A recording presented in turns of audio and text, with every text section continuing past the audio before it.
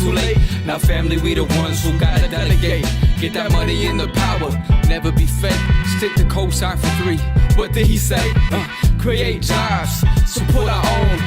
Educate the same and buy back your home. Got 3 degrees, triple 10. 3 PhDs, now we on the CNN. DBTV, let's talk about negligence. Ignorance is bliss, but we can turn it to intelligence. Believe none of what you hear, half of what you see. Let's break it down here on Dr. Boyce TV. Here we are. Hey, what's going on, guys? My name is Dr. Boyce Watkins from Your Black World, the Black Business School, and I want to say hello to everybody and good morning. I want to say also hello to everybody on Instagram. My Instagram is The Real Boyce Watkins, so if you'd like to follow me on the gram, please do. Also, you should follow the Black Financial Channel on Instagram.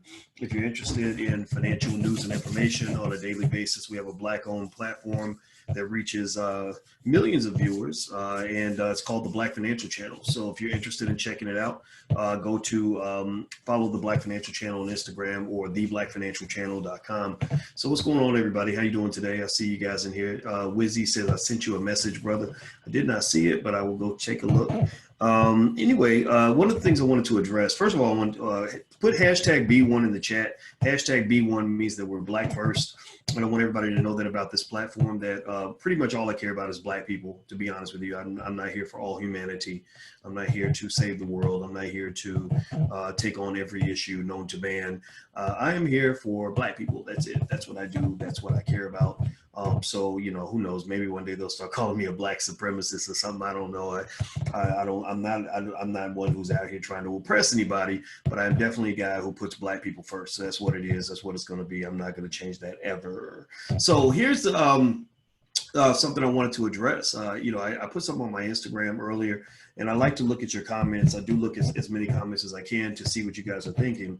And this thought came to mind this morning. I trust my instincts, and I listen to what, the universe puts into my subconscious, into my spirit when I wake up. Sometimes stuff will just be there, and I'll say, I need to say this, and I'll say it and share it. And I share things because I am a teacher. You guys know I taught at Syracuse University all those years, and I've been teaching college students for a long time. And I like teaching because I feel like when Black scholars are sharing information, it counters some of the bad information out there.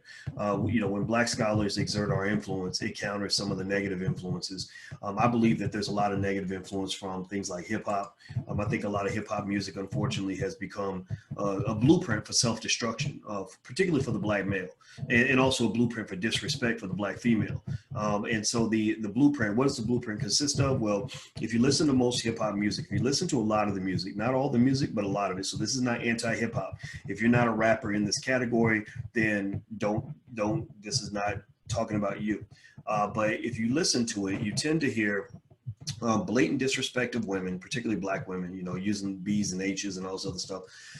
You hear just this sort of almost addictive white supremacist commitment to materialism. I want to brag to you about how I spent all my money with Gucci, or I went to see some jeweler, some Asian white Jewish jeweler who's sucking up all of our money and making me look like a dumbass. I'm not providing for my kids. Ain't building no wealth, ain't doing nothing for the community, but I'm shining though. I'm shining because I went to see Ron Jokowski, the jeweler who sells to all the rappers, and then goes home and calls you the N-word with his family and laughs at your dumb ass. He's laughing at you. He thinks that you're stupid because he ain't blowing his money in the hood. He ain't blowing his money in the Black community, but you blowing all your money in his community.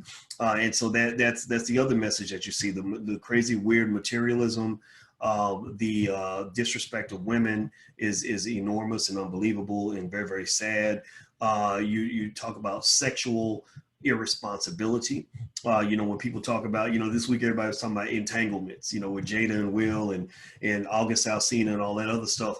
And I just tend to think of things on a different level. I see what level everybody else is on and the vibration everybody else is speaking on the issue with.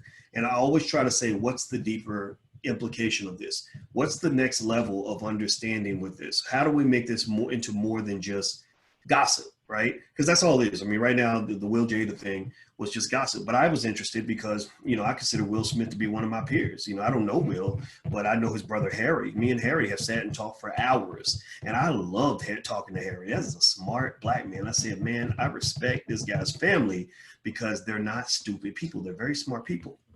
And so I was intrigued. I followed Jada all the way back to even before she did that movie, Set It Off and all that stuff. So I like to dig into, I love the gossipy stuff. It's interesting to me because I believe life is a university. I believe life teaches you everything you need to know about life. And what is more important to understand in life than life itself? Do you follow what I'm saying? Give me a yes or no in the chat if you get what I'm saying. You're here on this earth. You're living your life. You're trying to make good decisions. You're trying to know who to date, who not to date, what to do with your career, how to get bills paid, how to survive, how to stay healthy, so why wouldn't you try to understand life by looking at life and maybe analyzing the lives of other people?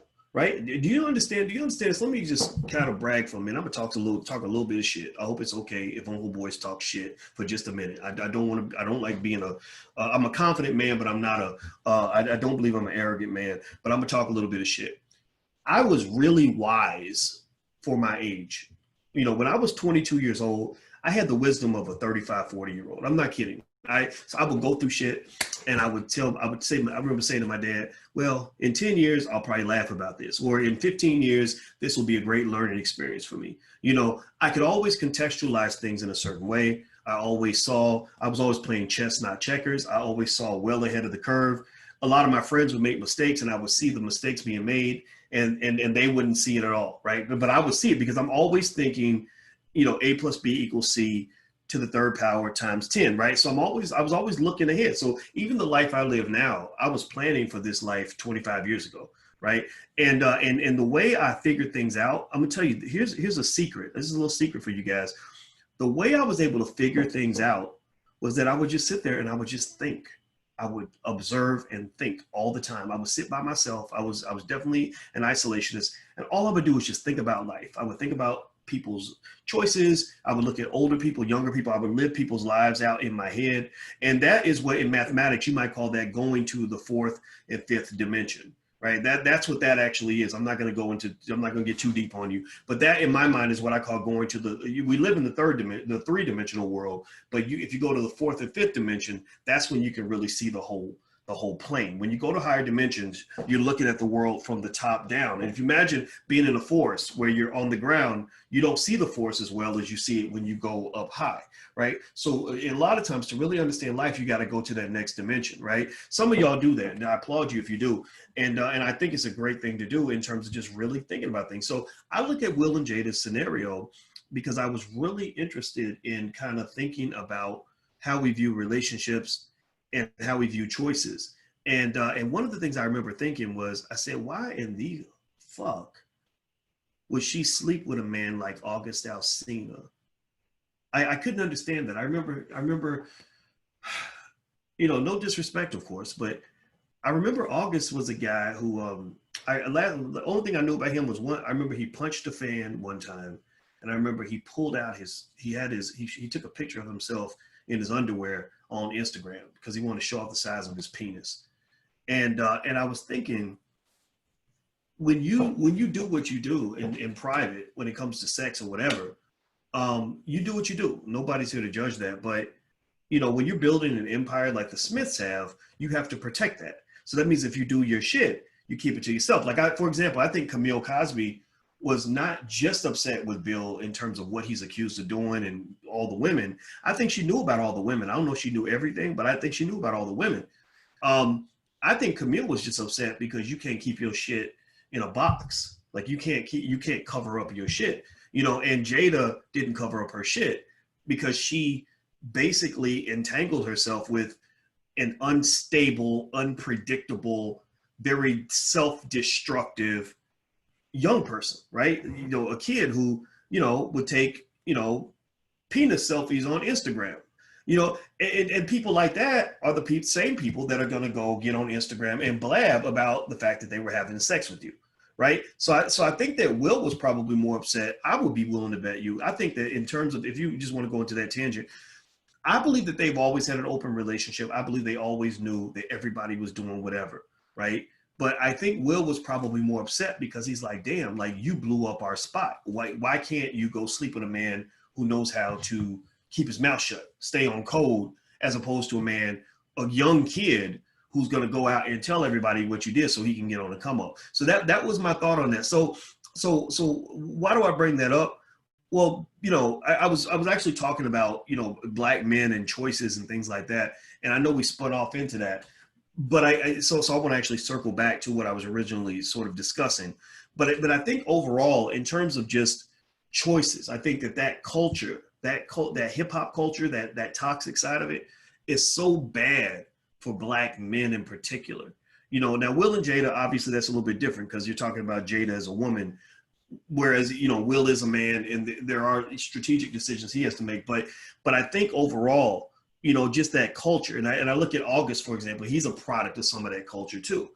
Just that whole, like, I'm tattooed down from head to toe.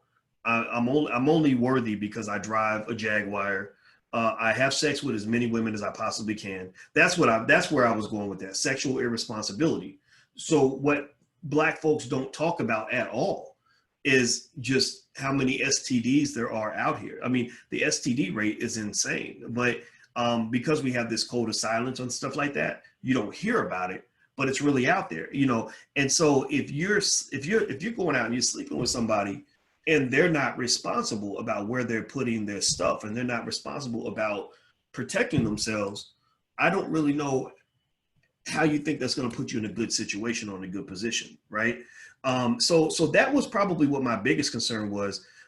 Just speaking about Jada, I'm really going on a stream of consciousness here. I hope you guys can bear with me. I hope this is good information for you. But, I think that with Jada, that's probably the part that's kind of like unfortunate, right? Like, so let's say that I decided, you know what, I'm gonna go out here and I'm gonna get with a young thing and do my thing. It's one thing if you're with a young person or you're with somebody and you're doing your thing. It's another thing if you're with somebody who is probably like sleeping with everybody and they're blabbing to everybody, right? And so you're just kind of bringing chaos into your life. And I think a lot of us, unfortunately, maybe because of our trauma, and Jada was smart to bring up trauma, but because of our trauma, we like that chaos. We like bringing chaos and negatory into our lives. Like we feel like that's us. Like we misidentify that as black culture, right? Like we look at, we look at the toxicity of hip hop culture and we think that that's black culture because white people told you that that's black culture. White people told you that this is the way black people behave because they find the most ignorant, ridiculous, ratchet, pathetic black people they can find, and they make them rich and famous. And you say, oh, well, he's a rich, famous Negro. I want to be like him. So you're watching the minstrel show and it inspires you to want to be a clown. So effectively, you have a whole lot of really intelligent black people in your community who are dumbing themselves down so they can fit in and be like the celebrities they saw in Love and Hip Hop. They want to be like Cardi B. Cardi B, she can make her money however she wants to, but she's literally a woman who raps about, a woman who's drugged and raped men, by the way, who raps about sucking penises for money to 7-year-old girls. And then you, simultaneously, to just show how crazy you look, you simultaneously complain about the hypersexualization of young black girls, but yet you're okay with Lizzo sucking a man's penis on TikTok. Like you don't connect the dots. You don't connect the dots in terms of the mixed messages that are being sent to the world and being sent to our children, being sent to each other.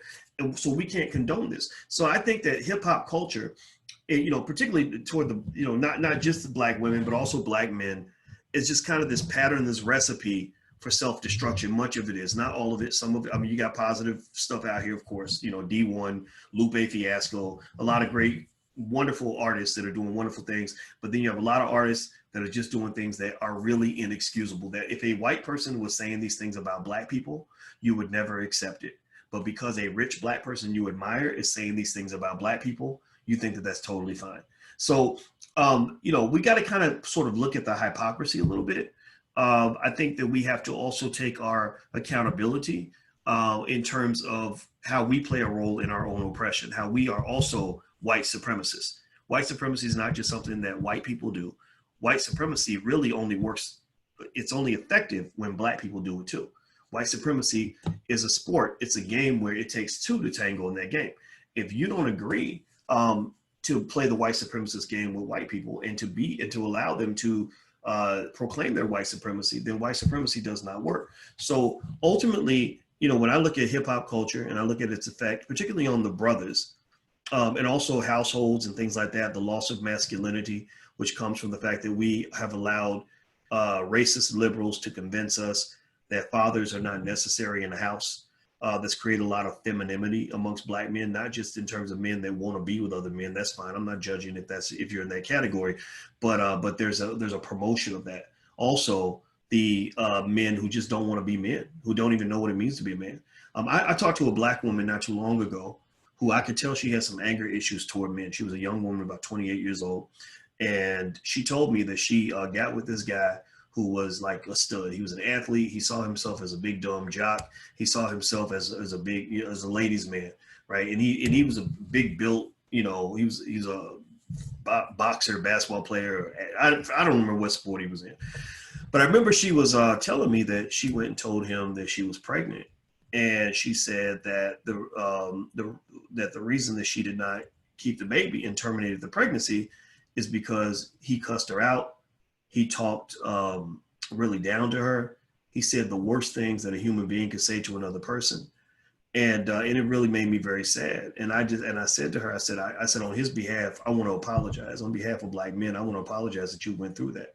Because I believe that if he had a responsible father who would just tell him, look, if you're a man and you make a baby, you take care of your kids, I don't think he would have done those things. I think that he grew up in a space where that sort of irresponsibility was acceptable, that it was okay to just go make babies and not take care of them. And I think that that's deplorable, right? So with that being said, I think that we have to think about our culture and not just, and I'm going to speak specifically about black males. One thing that I mentioned on Instagram this morning is, this sort of weird thing that we have with sports. We allow sports to kind of suck in the attention of so many of our young black males because we are amazing athletes. We go to school, we're the fastest kid in class, or you're the strongest, or you jump the highest. So you turn on the TV, and because white people are constantly promoting athletes to you, they're not promoting scholars, they're not promoting lawyers, they're not promoting doctors, they're promoting basketball players and football players. So many of our boys, millions of our boys, think they're going to be professional athletes, which is about the most ridiculous shit known to man. It's incredibly ridiculous because anybody with, that's even had a glance at the data understands that there's only a couple of jobs in these professions. There's like a couple dozen jobs, and the jobs usually go to the guys who are, 6'6", 240 pounds. You got a son who's going to grow to be 5'9", who really thinks his only hope, his only option is the NBA. I don't know what to say to that child, and I think that we got to kind of look at that process and say, how does that happen? How do we allow this country to mass produce millions of young black boys who think they're going to be the next LeBron James when they're probably not even going to be 6 feet tall? People don't even know this. Did y'all know that that only a small percentage of the population grows to be over 6 feet tall? Let me look it up. Do me a favor, hit the thumbs up button if you haven't done it yet. And feel free to follow me on Instagram. My Instagram is @RealBoyceWatkins. Only 14.5% of the world's population grows to be over 6 feet tall. Only about, 8% of the population grows to be over 6'2". Let me give you some more data here so you can have some facts.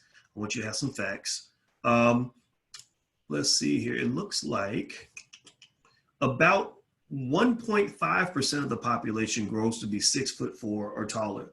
Now, anybody who knows anything about sports, you know that the player who's 6'4" is going to have a really hard time getting to the NBA. In the NBA, 6'4" is considered short, but only 1.5% of the population even grows to be 6'4".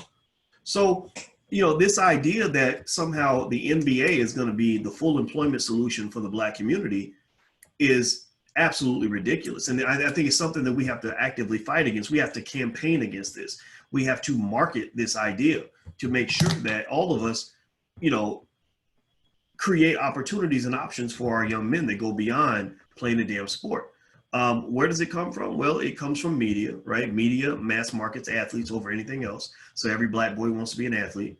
It comes from the school system, right? You got that white lady at school teaching your son, and she hates your son. She's scared of your son. She thinks your son should be shot by the police. So, but somehow you've chosen to hand your child over to these people who hate him. And so they teach him, like my teachers taught me, that that blackness is inferiority, that a black male has no place in the classroom, that black boys are stupid, that they should be in special ed. That's why when you go to most public schools, a lot of public schools, you'll see the special ed classes are filled with black males. I know this because that was my story. That was my experience.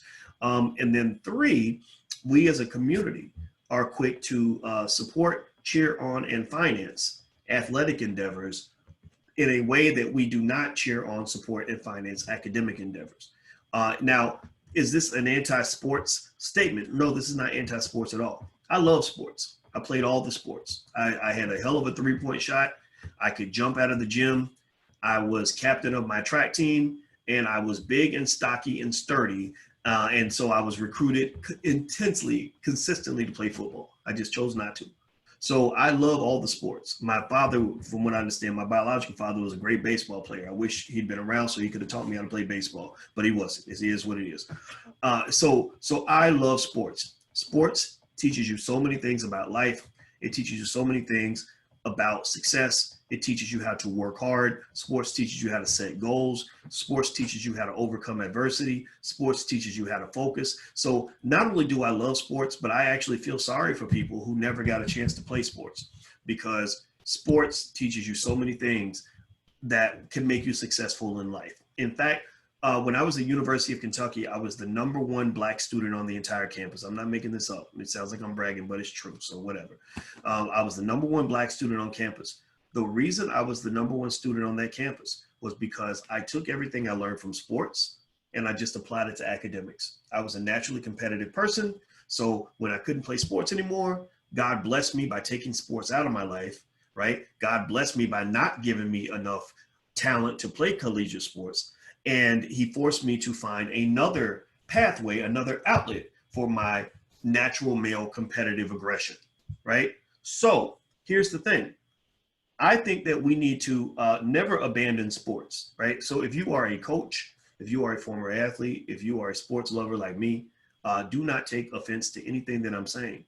I think that we should never abandon sports. What we need to do is put sports in its place.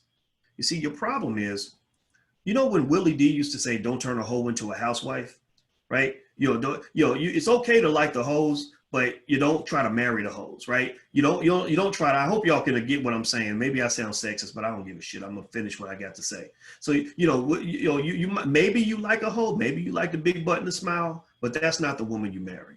You know, maybe you went to a strip club and you like the pretty strippers or whatever, right? They're very athletic too, by the way. I only went to a strip club once, but I was impressed with their athleticism. It takes a lot of strength to go down that pole, right? So maybe that's what you like, but that's not what you marry. That's not who you bring home to your mother. That's not who you invest your life with, right? But maybe you have a place for the hoes in your life, right?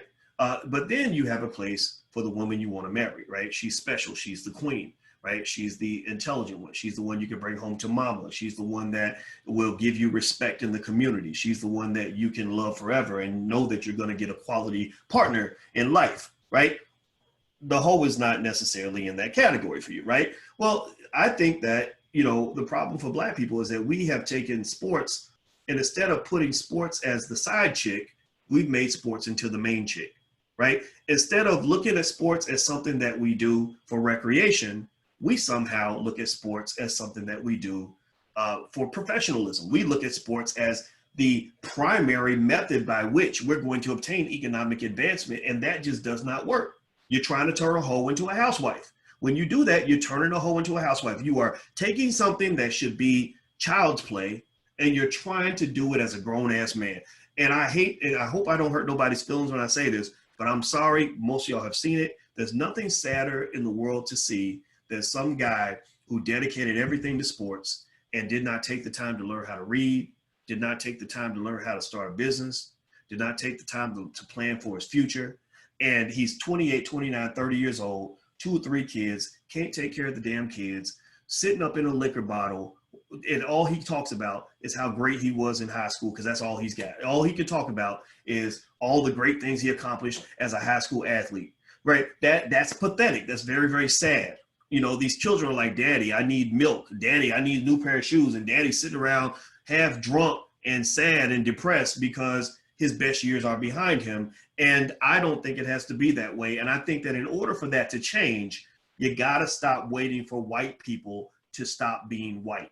You got to stop waiting for white people to change. You need to change. Stop waiting for white people to give you permission to reclaim your humanity. Stop waiting for white people to somehow open the doors to allow you to somehow have a more diverse mindset. No, white folks are going to always do what's best for them, and you should be doing what's best for you. So it drives me crazy when we somehow think that this aspect of white supremacy, the way black males are used, they suck our resources out of the community, right? Black males are used for sports. They're used for the enrichment of these big white universities that won't even hire a black professor, won't hardly let in a black student, definitely won't promote any black person on the faculty, but yet they will go into the funkiest neighborhoods in America so they can recruit the next big superstar that's going to bring them that $20 million paycheck that they get for winning the NCAA championship and playing in a game where in many cases the boy's mama can't even go to the fucking game because she can't afford a bus ticket or get a day off from work.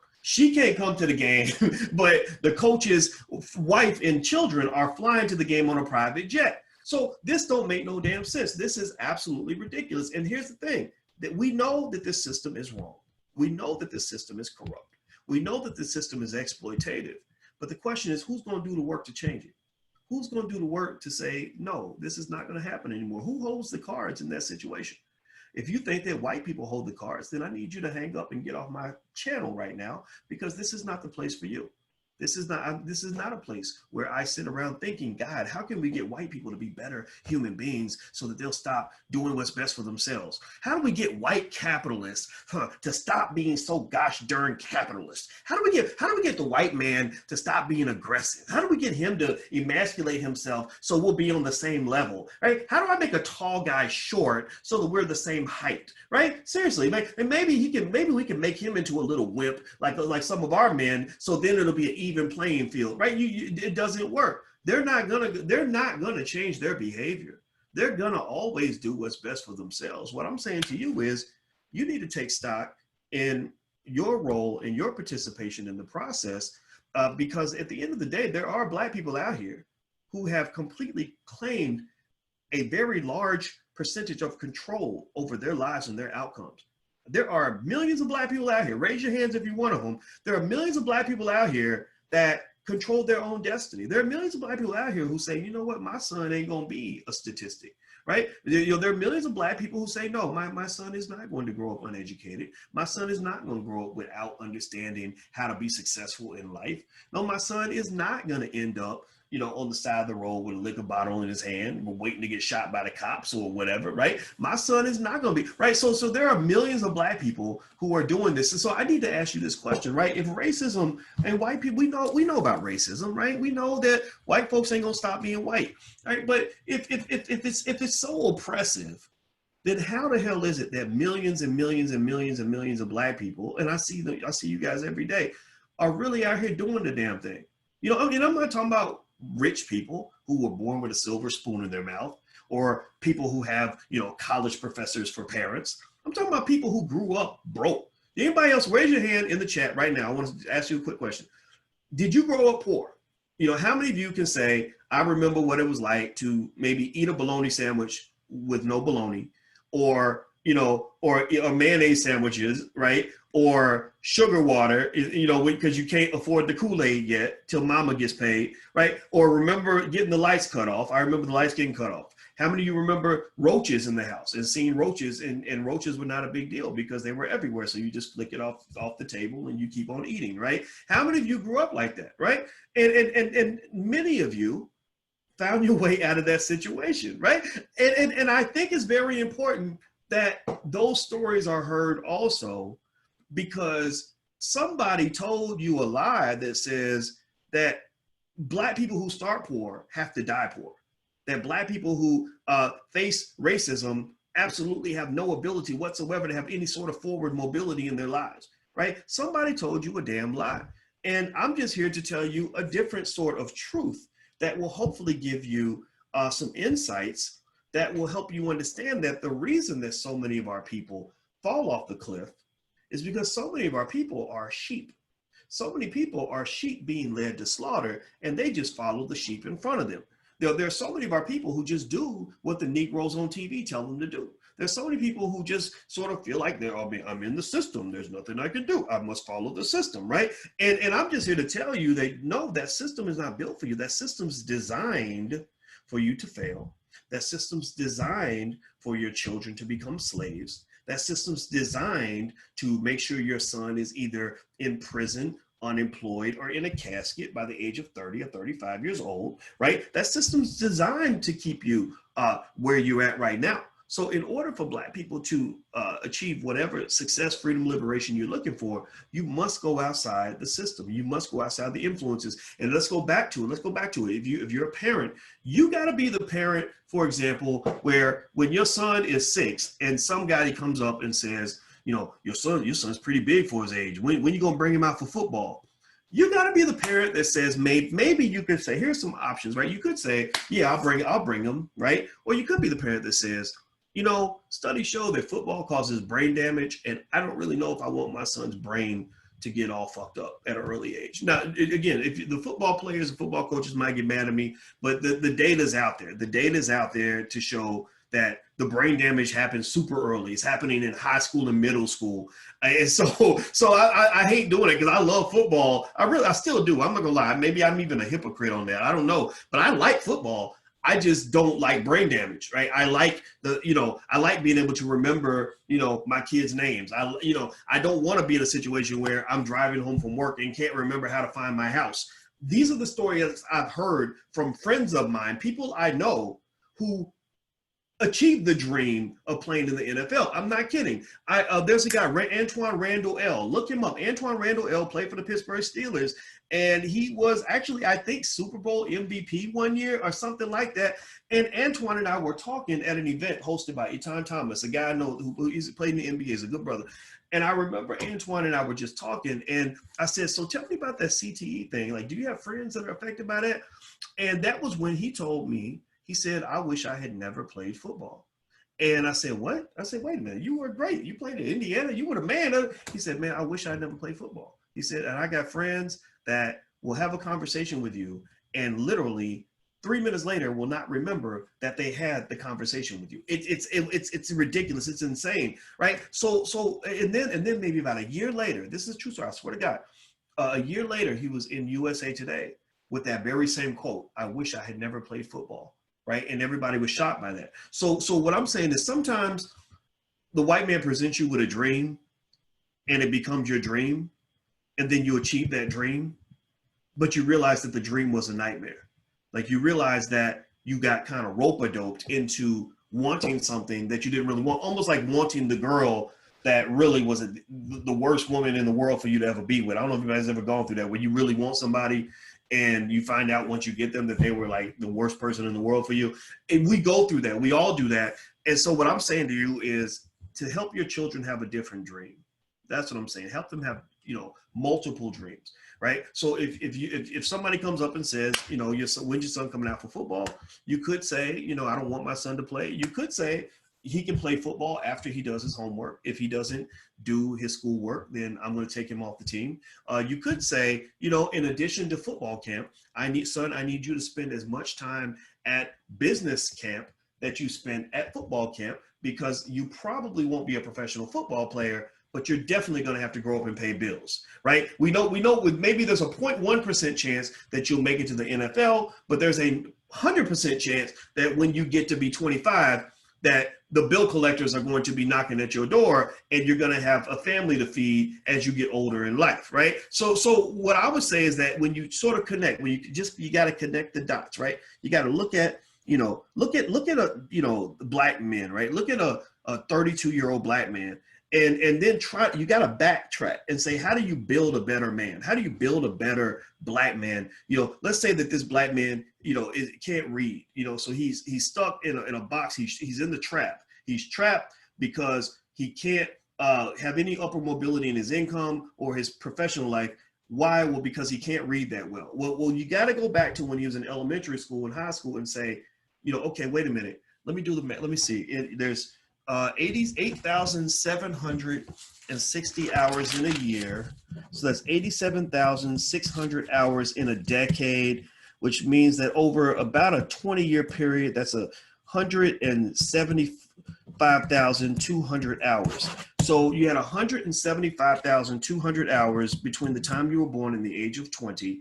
And in that time, it would have taken you probably 500 hours to learn how to read. But yet, for some reason, you didn't learn how to read. You don't know anything about economics. You don't know anything about what it takes for a black man to survive in an admittedly racist society.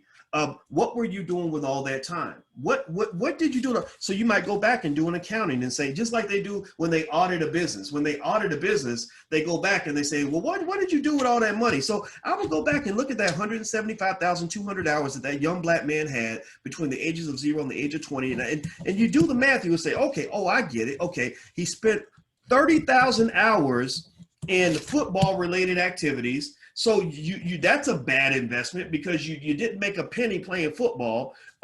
Let's see, you spent another 77,000 hours chilling, right? You ever call a brother up and be like, what you doing, man? Oh, nothing, chilling, right? So why are you chilling? You're a black man. They're trying to kill you. You're at war. You got to be ready. Why are you chilling? Like, soldiers should not be chilling. Soldiers need to be hustling. Right? Soldiers need to be on their grind. Soldiers need to be alert, right?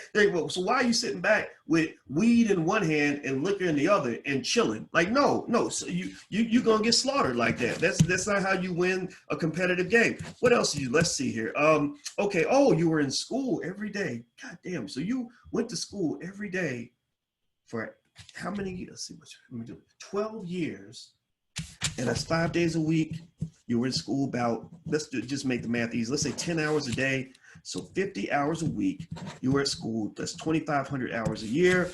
So that's approximately 25,000 hours over the course of a decade. So about, let's say about 70,000, 50,000, sorry, 40,000. Let's say it's about 40,000 hours. So you spent 40,000 hours. Imagine spending 40,000 hours doing anything. Like, seriously, imagine spending 40,000. If you spend 40,000 hours doing anything, you should be great at whatever you were doing all that time. Seriously, what happened in those 40,000 hours? Or let's say it's 7 hours a day. I don't care. I think whatever the number is. So 7 hours a day. Let's break the number. Okay, so let's say it's only 30,000 hours you spent at school. 30,000 hours, and you didn't even learn how to read. You didn't learn how to write. You didn't learn how to do math at an adequate level. You learned nothing about Black history. You learned nothing about starting a business.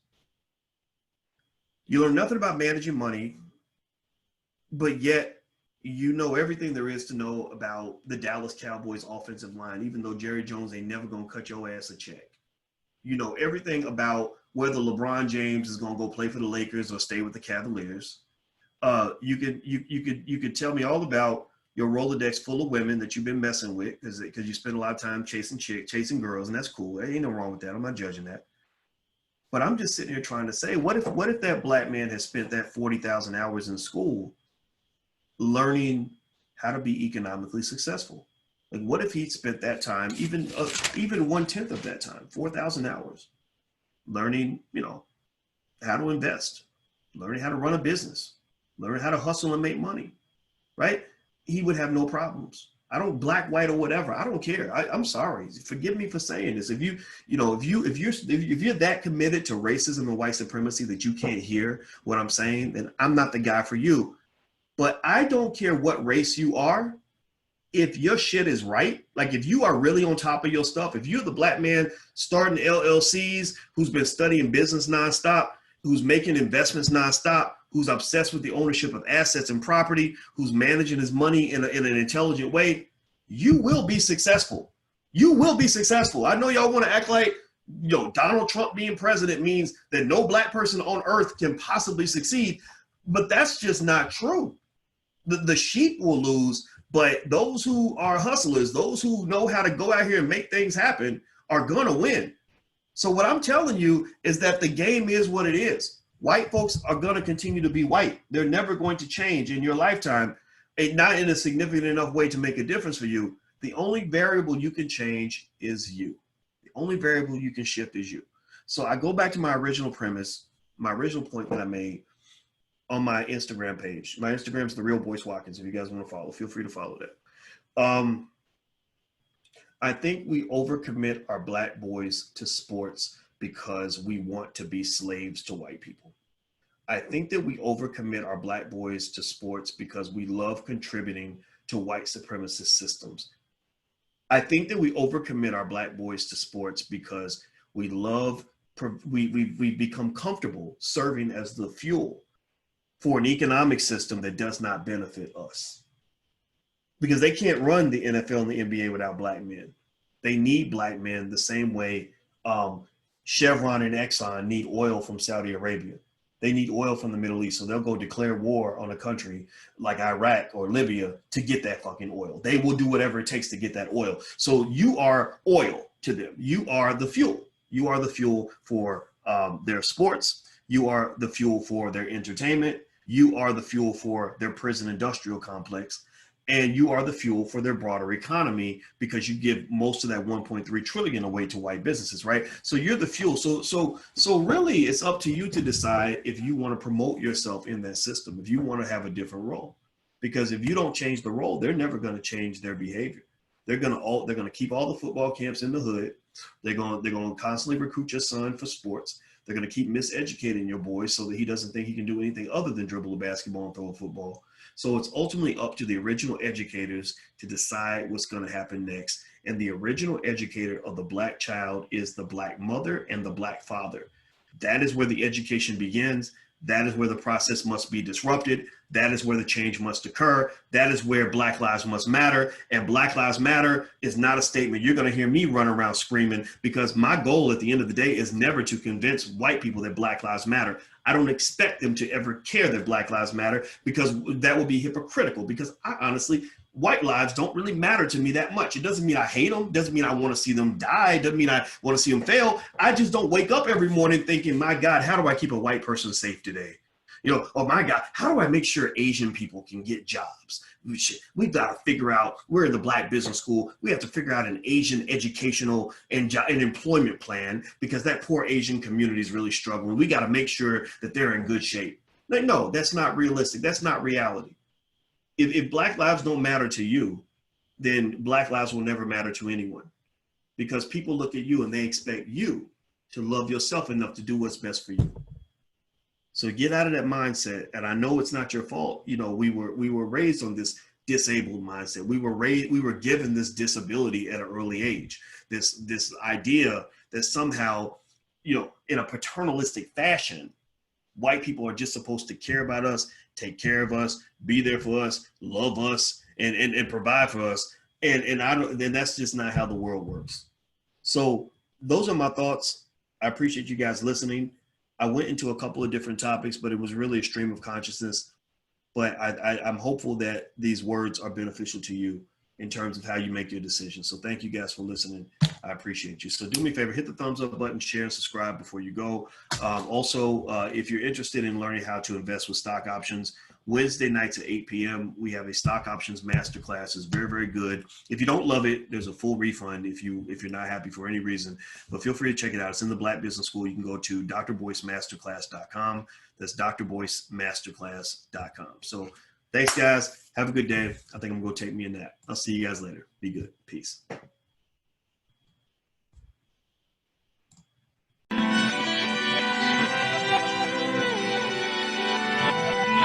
Here we are, clan the isms, cataclysm, great. Our people out here struggling, trying to make it in this state. Everybody out here doing it, but we the ones who late. Now family, we the ones who gotta delegate. Get that money in the power, never be fake. Stick to cosign for 3. What did he say? Create jobs, support our own. Educate the same and buy back your home. Got 3 degrees, triple 10, 3 PhDs, now we on the CNN. DBTV, let's talk about negligence. Ignorance is bliss, but we can turn it to intelligence. Believe none of what you hear, half of what you see. Let's break it down here on Dr. Boyce TV.